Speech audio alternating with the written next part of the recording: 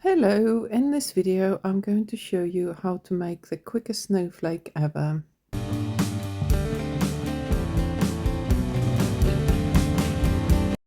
I will be using a 4mm crochet hook, and I have got some sparkly double knit yarn, but you can use any yarn you want with a suitable hook. The pattern will still work. So I'm going to start by making a magic circle, but if you prefer, you can start with chain 4 and then slip stitch into your first chain to create the circle. And we're going to make first set of stitches into the circle. So first let's chain 6, and this counts as double crochet and chain 3. Make another double crochet and another chain 3. And this is what we will be doing now all the way around. Make a double crochet followed by chain 3, and you will be working this way around until you have made 6 double crochet stitches and 6 chain 3 spaces. So just remember that your very first chain 3 counts as a double crochet as well. So this is my last chain 3, and I'm now going to close the circle. But of course, if you use chain 4 circle, you don't have to do that bit.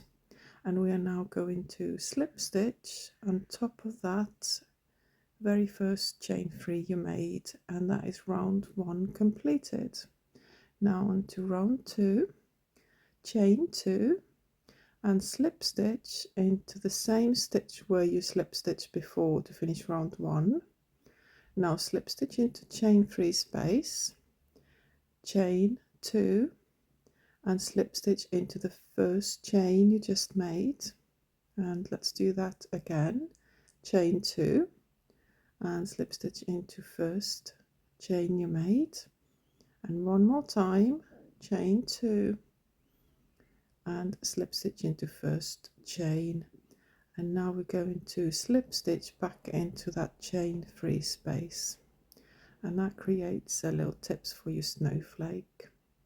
So slip stitch on top of that next double crochet stitch now, followed by chain 2 and slip stitch back into the same stitch, then slip stitch into chain 3 space, chain 2, slip stitch into first chain, chain 2, slip stitch into first chain, chain 2, slip stitch into first chain and slip stitch back into the chain 3 space.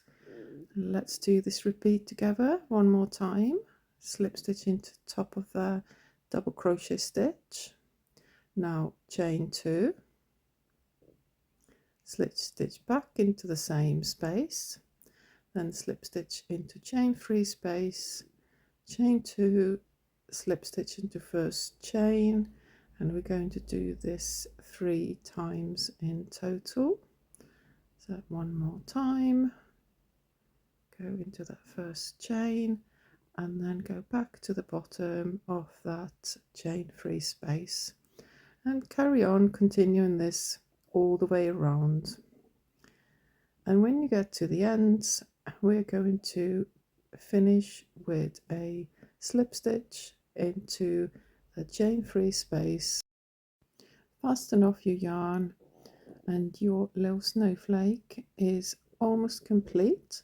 All we have left to do now is get your yarn needle and weave in these 2 ends, what you have got left from making your snowflake. And once you've done that, I would recommend that you block your snowflake for it to stay in a nice shape. You can do that with water or spray starch or craft glue, and you have made a cute little snowflake in a matter of minutes. Thanks for watching.